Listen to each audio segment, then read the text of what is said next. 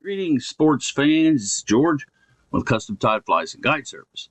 And we're going to do a tutorial on CT's Velvet Mulberry. Of course, the mulberry hatch is quickly upon us. So, excuse me.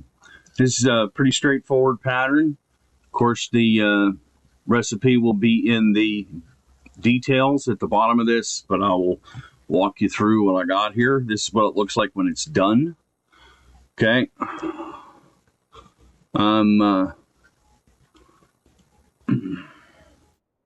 going to use a Mustad C68.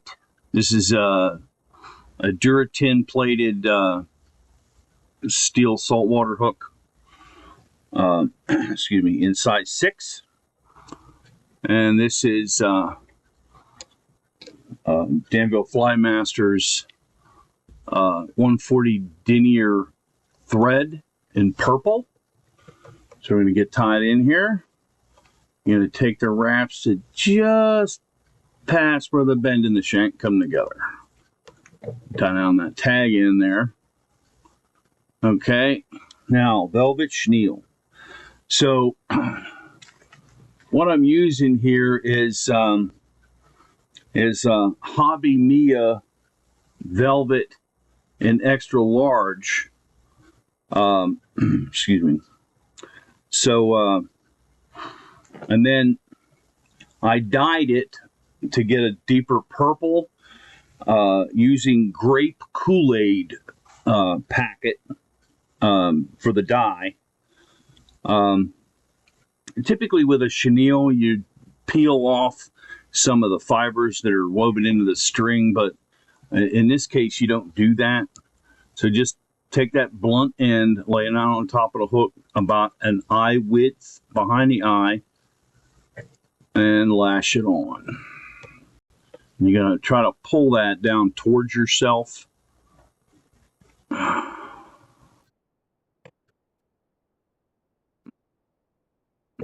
All right, and next, for the stem, I'm using just some chartreuse Sililegs. I think I got these from Hairline. Now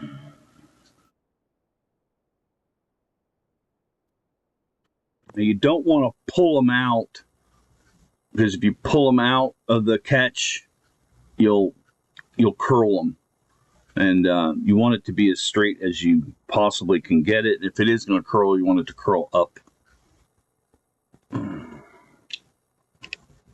But that stem, of course, is to suggest the stem of the right mulberry stem is chartreuse. There we go.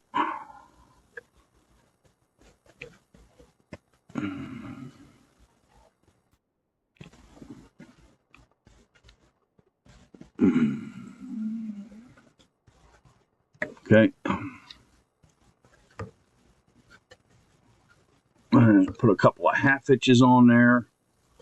I'm going to swing my bobbin cradle over. And then for some reinforcement, I'm just going to put some head cement in here. You can use, this is Rumpf head cement, but you can use Sally Hansen's hard as nails, super glue, whatever you want to use. And you just kind of pull that stem so it's kind of coming out of the middle of the berry like that. And then just wrap this forward.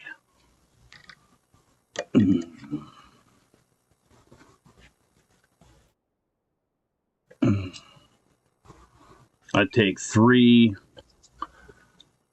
securing wraps, and you want to pull that back, get your scissors in there, snip, and then pull that back. You want to try to keep that stuff out of the eye as much as you can. 5 wraps with a whip finisher.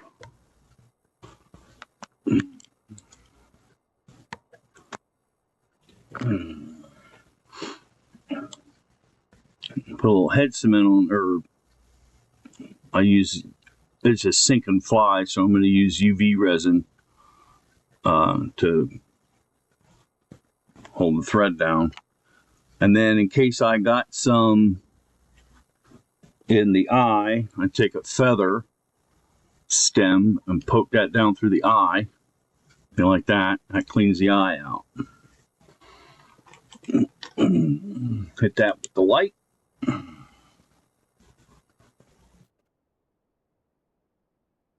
Now, the cool thing about these is that, of course, when you fish them, you want to soak it first, but and then when it hits the water under the bush, it hits the water with a plop, and then it kind of slowly sinks down, and the carp love these things. So there we go. There is the CT Velvet Mulberry. If you found this interesting and useful, please like and subscribe to this YouTube channel.